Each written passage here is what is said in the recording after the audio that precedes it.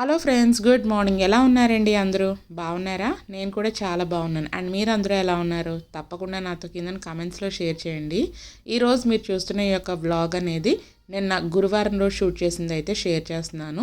ఇప్పుడు టైం అయితే ఎగ్జాక్ట్గా 6 o'clock అయితే అయ్యిందండి.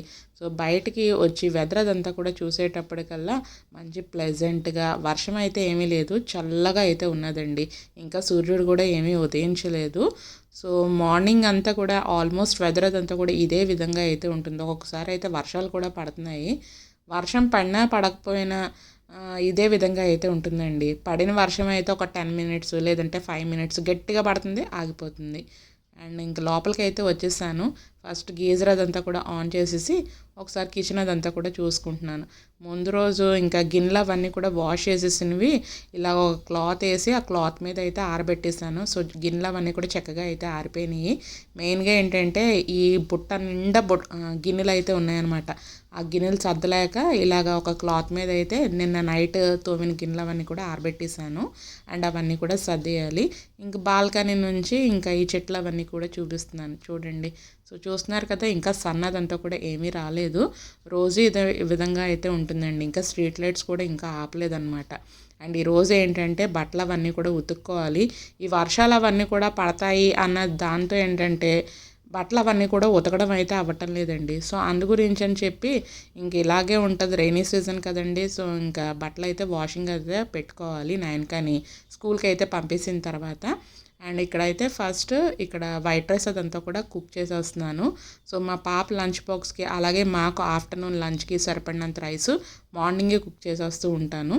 అండ్ ముందు రోజు ఈవినింగ్ నేను దోశ బ్యాటర్ అదంతా కూడా మిక్సీలో అయితే గ్రైండ్ చేసేసుకున్నాను. సో దోశ బ్యాటర్ కానీ ఇడ్లీ బ్యాటర్ కానీ గ్రైండ్ చేసేసుకున్న తర్వాత మనం ఫర్మెంటేషన్కి బయట వదిలేస్తూ ఉంటాం కదా, కిందన ఒక కంచం అన్నా సరే పెట్టుకుంటే ఒకవేళ పొంగిపోయిన కంచంలోనే ఉంటుంది. సో ఒకసారి ఈ టిప్ అనేది ఫాలో అవ్వండి. అండ్ ఇదైతే కొంచెం నాకు ఎంత కావాలో ఈ రోజుకి అంత పిండి అనేది తీసేసుకుని అందులో ఉప్పు అనేది వేసేసుకుంటున్నాను. మిగతా పిండి అదంతా కూడా ఇంకా మూత పెట్టేసుకుని ఫ్రిడ్జ్లో అయితే పెట్టేసుకోవాలి. మిగతా పిండిలో అయితే ఉప్పు అనేది కలపట్లేదండి.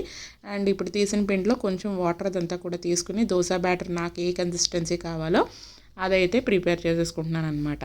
అండ్ ఈరోజు దోశలోకి టమాటా చట్నీ అనేది ప్రిపేర్ చేస్తున్నాను. ఈ మధ్యన టమాటాలు అవన్నీ కూడా రేటు ఎక్కువగా ఉండడంతో టమాటా చట్నీ అనేది ప్రిపేర్ చేయడం అయితే అస్సలు చేయట్లేదండి. చాలా రోజులు అయిపోయింది. ఇలా రేట్ ఎక్కువ ఉండేటప్పుడే మనకు తినాలనిపిస్తూ ఉంటుంది కదా. సో ఇంకా చాలా రోజులు అయిపోయింది కదా. సో ఈరోజు టమాటా పచ్చడి చేద్దాము దోశలోకి అని చెప్పి టమాటా పచ్చడి అనేది ప్రిపేర్ చేసేస్తున్నాను. సో స్టవ్ ఆన్ చేసి స్టవ్ మీద మూకుడు అనేది పెట్టుకున్నానండి. అందులో కొంచెం ఆయిల్ అనేది వేసాను. సో ఈ చట్నీ అన్నంలోకి బాగుంటుంది, ఇడ్లీలోకి, దోశలోకి, పూరీలోకి అందులో కూడా చాలా చాలా బాగుంటుంది. సో ఆయిల్ హీట్ అయిన తర్వాత కట్ చేసి పెట్టుకున్న టమాటా ముక్కలు అయితే వేసేసాను. అండ్ దాంతోపాటు కొంచెం పసుపు అలాగే రుచిగా సరిపడినంత ఉప్పు అనేది ఇక్కడ యాడ్ చేసేసుకుంటున్నానండి. ఉప్పు వేసేయడం మూలన మనకి టమాటాలు అవన్నీ కూడా చాలా త్వరగా అయితే మగ్గిపోతూ ఉంటాయి.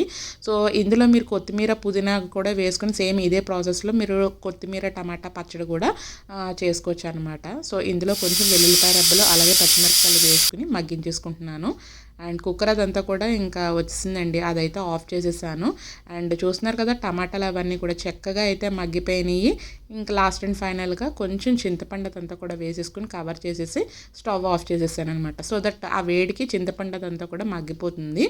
అండ్ ఇంకా బాక్స్ గురించి అని చెప్పి ఇక్కడ బెండకాయలు అవన్నీ కూడా వాష్ చేసేసాను. అవన్నీ కూడా ఇక్కడైతే కట్ చేసేస్తున్నాను.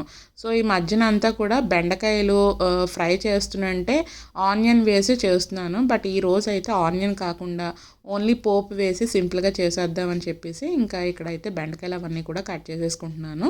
సో ఇలా 4-5 ఒకేసారి వరుసగా పెట్టుకుని కట్ చేసేసుకుంటే ఎన్ని ఎక్కువ బెండకాయలు అన్నా సరే ఈజీగా కట్ చేసేసుకోవచ్చు.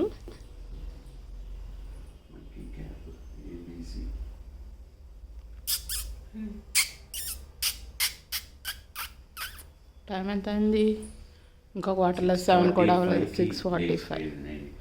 ఎందుకు లేచిపోయావు?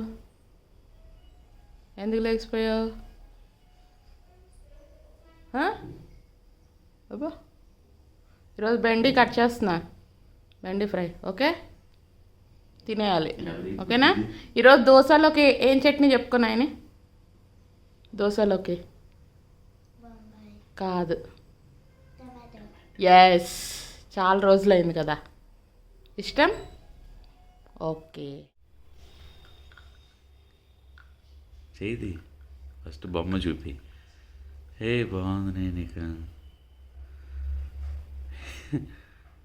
ఇప్పుడు కింద పెట్టుకొని స్లోగా స్ప్రింగా మళ్ళాను చెవులు ఇలా ఇలా ఇలా ఇలా ఇలా చెవులు కూడా ఇలా ముందుకి వెనక్కి పైకి కింద పట్టుకొని గట్టిగా పైకి. ఓకే.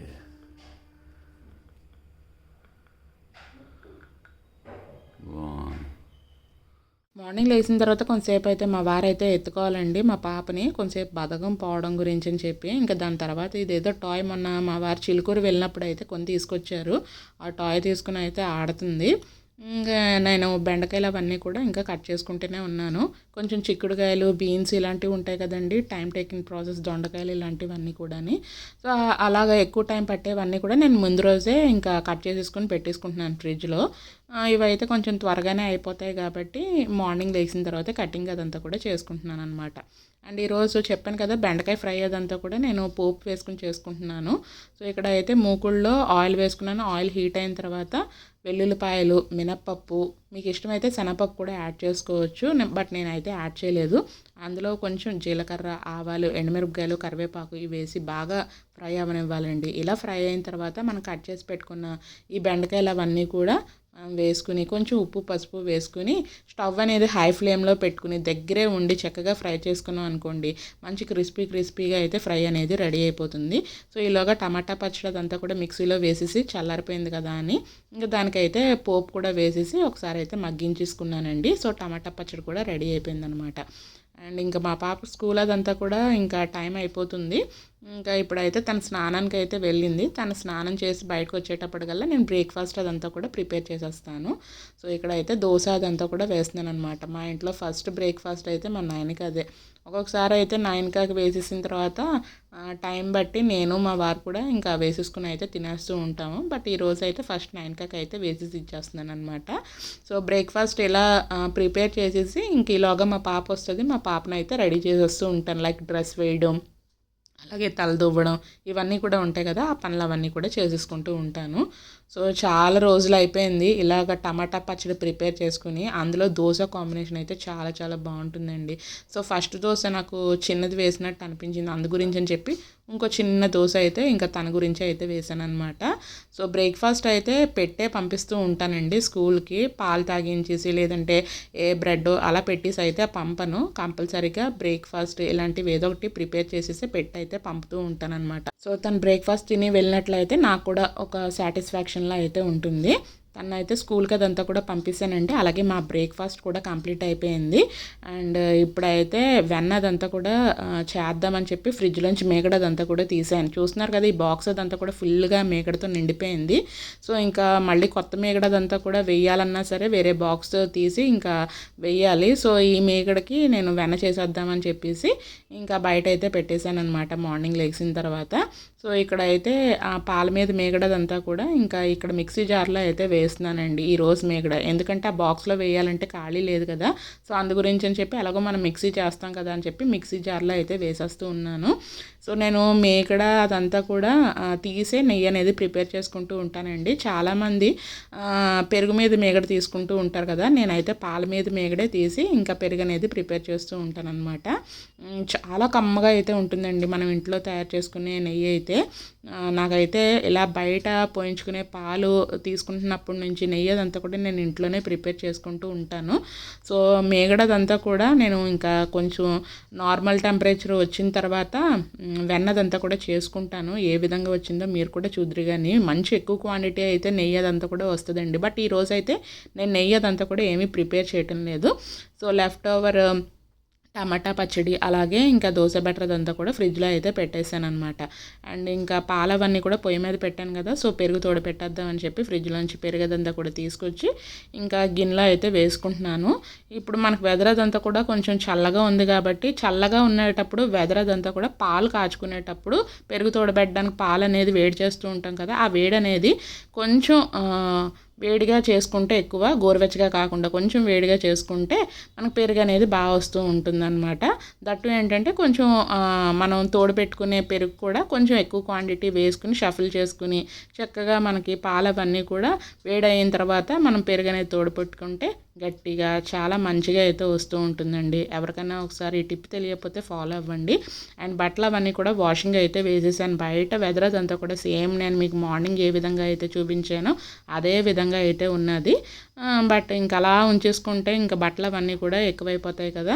సో అందు గురించి అని చెప్పి అలా ఉన్న గాలి కన్నా సరే ఆరుతాయిలే అని చెప్పి బట్టలు అవన్నీ కూడా వాషింగ్ అయితే వేసేసాను అనమాట. మెయిన్గా ఏంటంటే స్కూల్ యూనిఫామ్స్, అలాగే తనకి స్కూల్ జర్కిన్ అవన్నీ కూడా వేస్తాను కదండి. ఆ జర్కిన్ గురించి అయినా సరే, స్కూల్ యూనిఫామ్స్ గురించి అయినా సరే వాషింగ్ అయితే వేయాలన్నమాట. మొత్తానికి పెరుగదంతా కూడా తోడుపెట్టేశాను.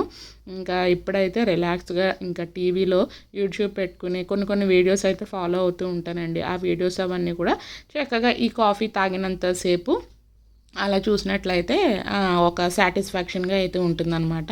నాకు హడావుడిగా ఏది తినేయడం కానీ తాగేయడం కానీ ఇష్టమైతే ఉండదు. ఏది చేసినా సరే నిదానంగా చేయడమే ఇష్టం అనమాట.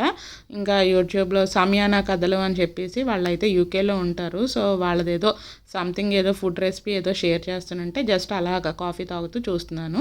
సో కాఫీ తాగానో లేదో ఈలోగా బట్టలు అవన్నీ కూడా కంప్లీట్ అయిపోయినాయి అనమాట. సో చూస్తున్నారు కదా, బయట వెదర్ అదంతా కూడా క్లౌడీగా, గాలి అదంతా కూడా బాగా వేస్తుందండి. సో గాలికి బాగా ఆరుతాయి కదా అని చెప్పేసి ఇంకా బట్టలు ఎలా ఉన్నా సరే వెదరు ఇంకా బట్టలు అయితే వేసేసాను అనమాట.